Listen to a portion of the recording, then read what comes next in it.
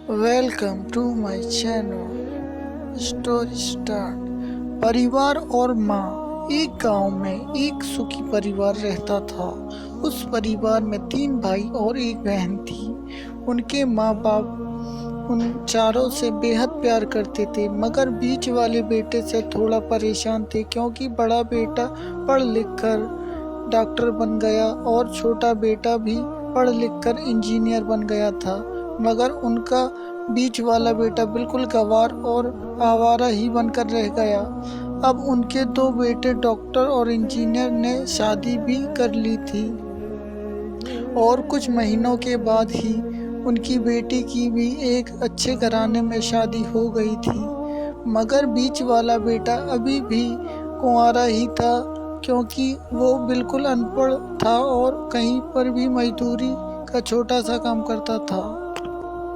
इसलिए उसे शादी के लिए कोई भी लड़की नहीं मिल रही थी और उसके माँ बाप उससे बहुत परेशान हो चुके थे।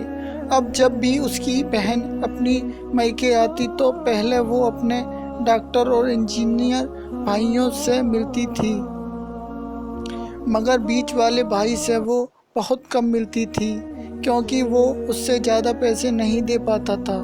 लेकिन फिर भी वो अपनी बहन से बहुत प्यार करता था। अब उनके पिताजी की बीच वाले बेटे की शादी किए बिना ही मृत्यु हो गई। उनकी माँ ने सोचा कहीं अब किसी के मुंह से बंटवारे की बात ना निकले, इसलिए अपने गांव की ही एक सीधी सादी लड़की से अपने गंवार लड़के की शादी करवा दी। शादी होते ही न जाने क्या हुआ, उसका अनपढ़ बेटा पूरा मन लगाकर काम करने लगा और पहले से कई ज़्यादा मेहनत भी करने लगा। अब तो उसे कोई भी दोस्त बुलाने आता तो वो उसे यही कहता था कि भाई पहले तो मैं जैसे तैसे अकेला कमा कर खा लेता था, मगर अब मेरी शादी हो गई तो अब मुझे अपनी पत्नी के लिए भी कमाना पड़ता है और कल को आने वाले बच्चों के लिए भी तो कुछ जोड़ना ही पड़ेगा। इसलिए दोस्त अब मैं तेरे साथ नहीं घूम सकता। ये कहकर उसका गंवार लड़का सीधा अपने काम पर निकल जाता है।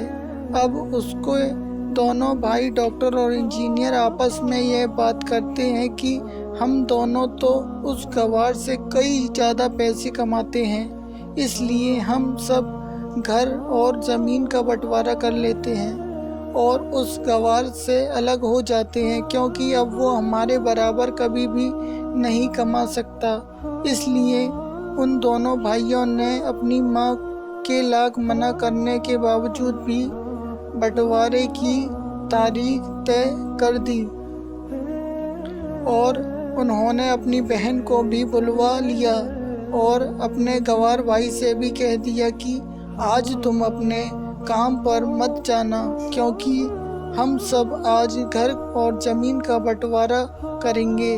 उसी वक्त उसकी बहन भी आ जाती है।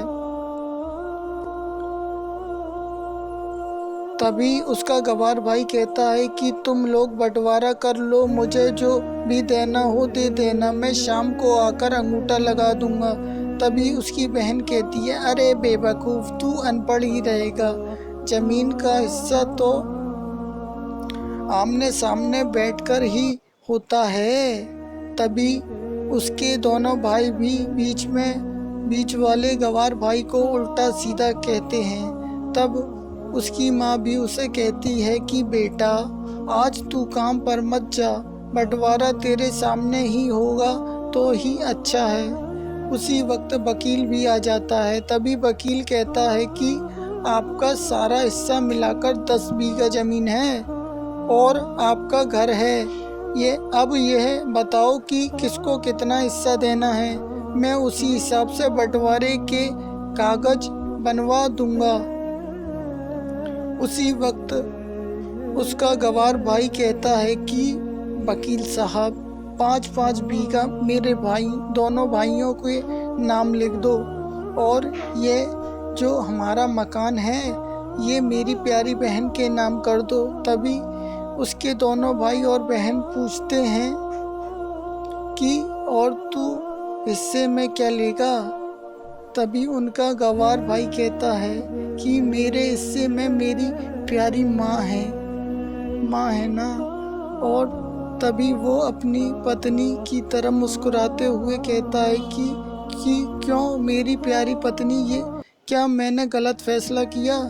उस गंवार की पत्नी अपनी सास से लिपटकर कहती है कि माँ से बड़ी वसीयत क्या होगी मेरे लिए।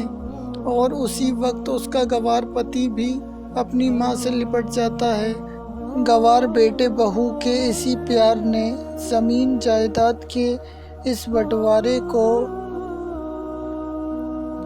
एक सन्नाटे में बदल दिया। तभी बहन अपने गंवार भाई के गले लगकर रोते हुए कहती है कि माफ़ कर दो भैया, मैं आपको समझ नहीं सकी।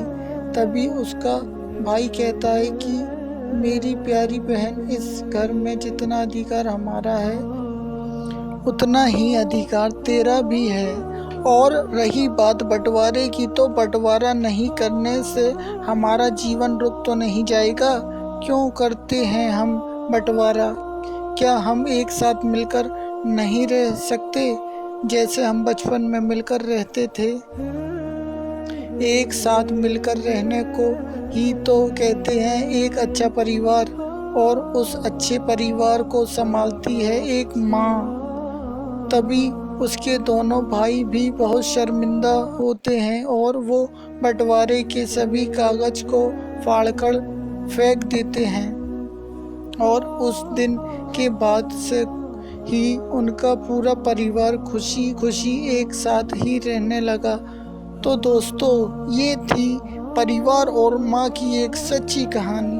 धन्यवाद, शुक्रिया।